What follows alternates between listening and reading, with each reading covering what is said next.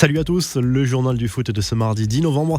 Les Bleus lancent leur préparation pour les rendez-vous importants du mois de novembre. Les joueurs de l'équipe de France ont retrouvé Clairefontaine avec le sourire mais toujours masqué. Premier match ce mercredi en amical contre la Finlande avant de retrouver le Portugal samedi, puis la Suède mardi prochain en Ligue des Nations. Kylian Mbappé, encore convalescent, n'a pas participé à l'entraînement collectif de l'équipe de France lundi et sera préservé contre la Finlande. Après la polémique sur la convocation de l'attaquant parisien, Didier Deschamps a expliqué n'avoir aucun problème avec le PSG. Si Kylian Mbappé figure parmi les joueurs appelés, c'est qu'il le juge apte à jouer. L'actu des Bleus, c'est aussi le forfait du Lyonnais Oussem Aouar confirmé par le sélectionneur au lendemain du derby contre les Verts. Ruben Aguilar, le latéral droit de Monaco, a été appelé en équipe de France en renfort et ce pour la première fois. À l'origine, Didier Deschamps voulait convoquer Ferland Mendy puis Bouna Sarr. Le Madrilène s'est finalement blessé et le Munichois a lui été retenu par le Bayern. L'ancien Marseillais allait rejoindre Paris quand il a appris que le club allemand avait refusé son départ, là aussi en raison d'une petite blessure à la cuisse contractée face à Dortmund. Il faudra faire les comptes à la fin de la saison, mais cet exercice 2020-2021 est bien parti pour battre des records en termes de blessures.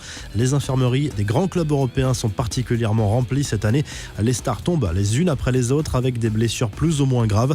Lundi soir, le Barça a confirmé l'indisponibilité de 4 mois d'Ansu Fati après son opération. Liverpool va devoir composer sans Trent Alexander-Arnold pour les prochains matchs. Selon le Daily Mail, le latéral droit des Reds, blessé au mollet face à City, va être éloigné des terrains durant environ un mois. Voici d'ailleurs une équipe type symbolique des joueurs passés par l'infirmerie depuis le début de la saison avec un quatuor offensif de folie. On y retrouve Virgil van Dijk, Dayo Upamecano, Alphonso Davies, Joshua Kimmich, Thiago Alcantara, Neymar, Kylian Mbappé, Cristiano Ronaldo, Karim Benzema. Équipe qui disposerait même d'un banc tout aussi impressionnant avec potentiellement Fati, Agüero, Camavinga, Icardi, Coutinho, Verratti, Carvajal ou encore Havertz pour ne citer que. Décidément, Zinedine Zidane connaît un début de saison particulièrement agité au Real Madrid. La lourde défaite 4-1 à Valence ce dimanche a accentué les doutes des dirigeants merengues. Selon Marca, le vestiaire du Real n'aurait pas compris certains choix de leur entraîneur au cours de cette rencontre. Déjà privé d'Hazard et de Casemiro, testés positifs au Covid, Zidane avait choisi de laisser sur le banc Mendy et Kroos pour titulariser Marcelo et Isco avec la volonté de faire tourner et d'impliquer tout le monde. Mais force est de constater que ces choix n'ont pas payé.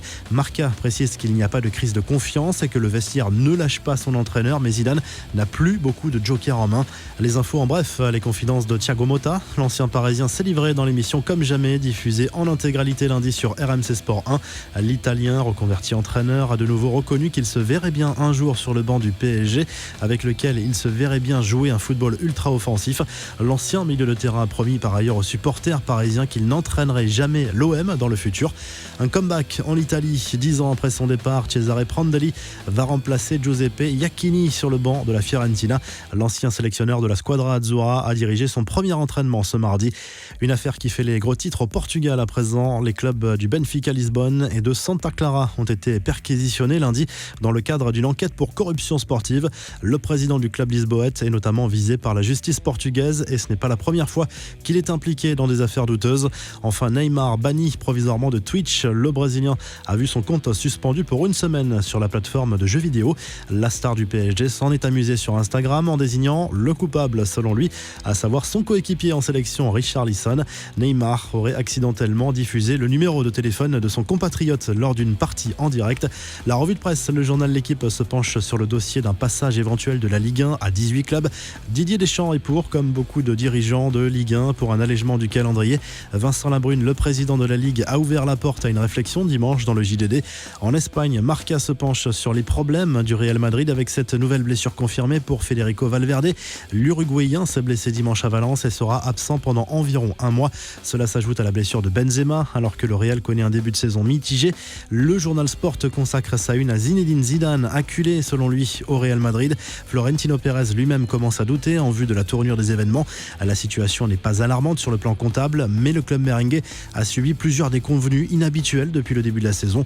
Le coach français est sous pression, mais ce n'est pas la première fois qu'il se retrouve dans une telle situation. Enfin, en Italie, Zlatan Ibrahimovic est à la une de la Gazzetta dello Sport. D'après le quotidien italien, les rossoneri ont les armes pour lutter pour le titre cette saison, malgré une petite baisse de régime ces derniers jours, d'autant que la Juve n'est plus aussi impériale. Par ailleurs, la sanction est confirmée pour Naples, puni pour ne pas s'être rendu à Turin le 4 octobre, alors que le match pouvait se tenir selon le protocole de la Ligue. Le match a été perdu sur tapis vert. Le Napoli a écopé en plus d'un point de pénalité. Vous retrouvez l'actu foot sur topmercato.com. radioscoop.com, l'appli Top Mercato. Et à très vite pour un nouveau journal du foot.